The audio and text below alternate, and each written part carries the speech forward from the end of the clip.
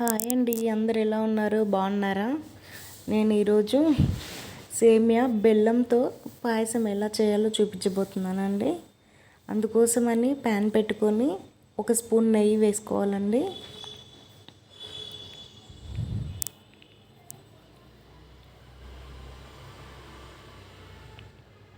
నెయ్యి బాగా వేడైపోయిన తర్వాత కొంచెం జీడిపప్పు వేసుకొని గోల్డెన్ బ్రౌన్ కలర్ వచ్చేంత వరకు వేయించుకోవాలండి.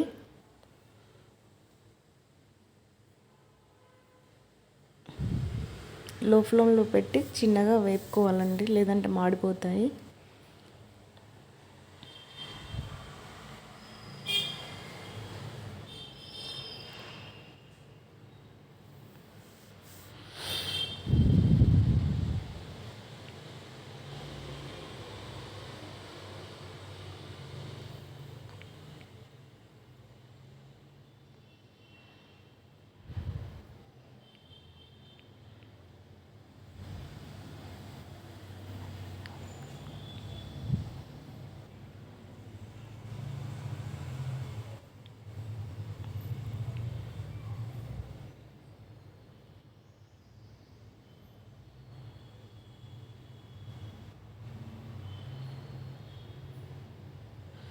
అలా బాగా వేగిన జీడిపప్పుని ఇంకో ప్లేట్లోకి తీసుకొని అలాగే కొన్ని కిస్మిస్లు వేసుకొని మాడిపోకుండా వేపుకోవాలండి.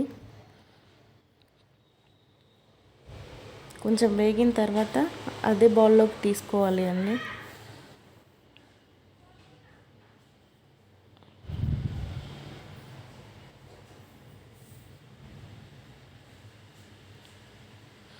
అలాగే కొంచెం ఎండు కొబ్బరి తీసుకొని చిన్నగా ముక్కలుగా చేసుకొని అదే నెయ్యిలో వేయాలండి, బాగా వేగించుకోవాలి.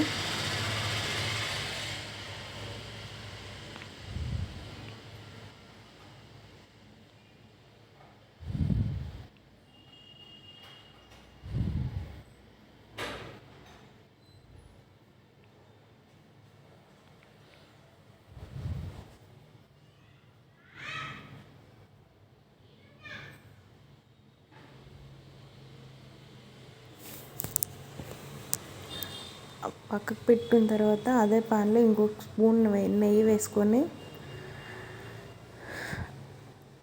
ఒక కప్పు సేమియాని అందులో వేసుకుంటున్నానండి నేను.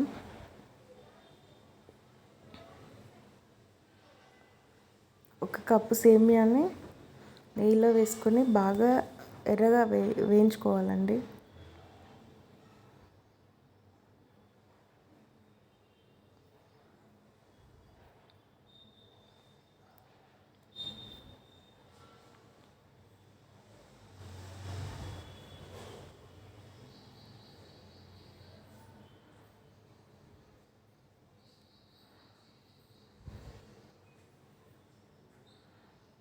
మాడిపోకుండా తిప్పుతూ వేయించుకోవాలండి. సేమియా తొందరగా మాడిపోతుంది. లో ఫ్లేమ్లో పెట్టి వేయించుకోవాలి.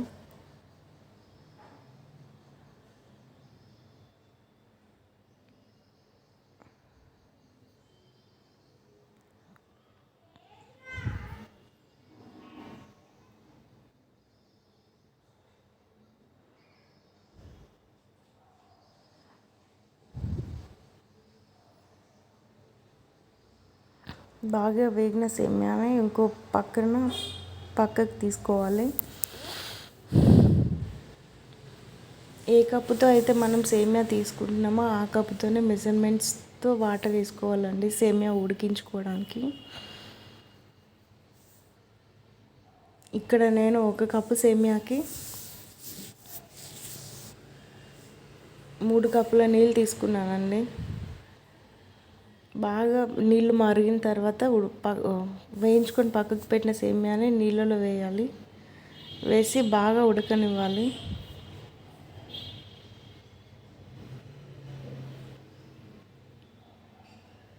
నేను ఒక కప్పు సేమియాకి 1 కప్పు బెల్లం తురుము తీసుకున్నానండి.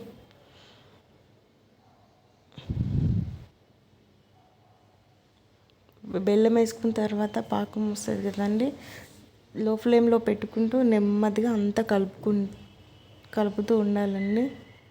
ఈ కన్సిస్టెన్సీ వచ్చిన తర్వాత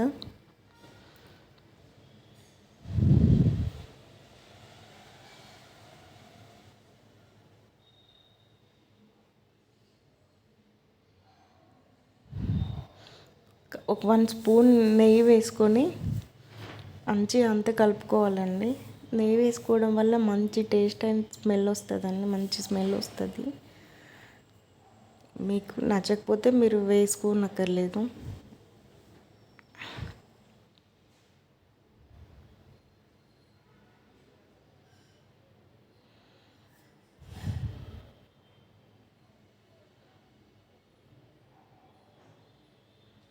నెయ్యి వేసుకొని మొత్తం కలిసేటట్టుగా అంతా కలుపుకోవాలి.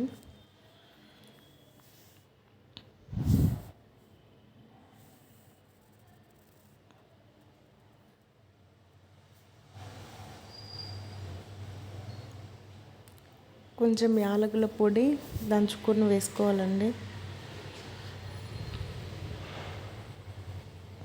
యాలకులని తీసుకొని పొడిగా వేసుకుంటున్నానండి నేను.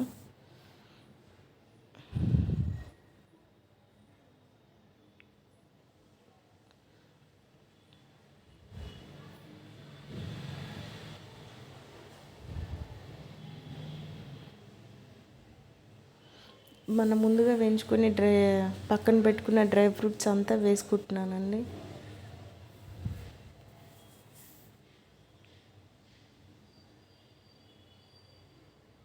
వేసుకొని బాగా కలుపుకోవాలి.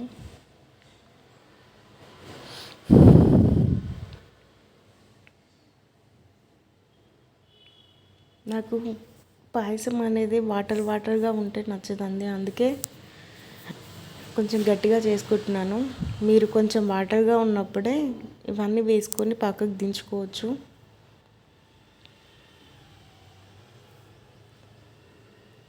అంతే, మనకు సేమియా పాయసం రెడీ అయిపోయింది.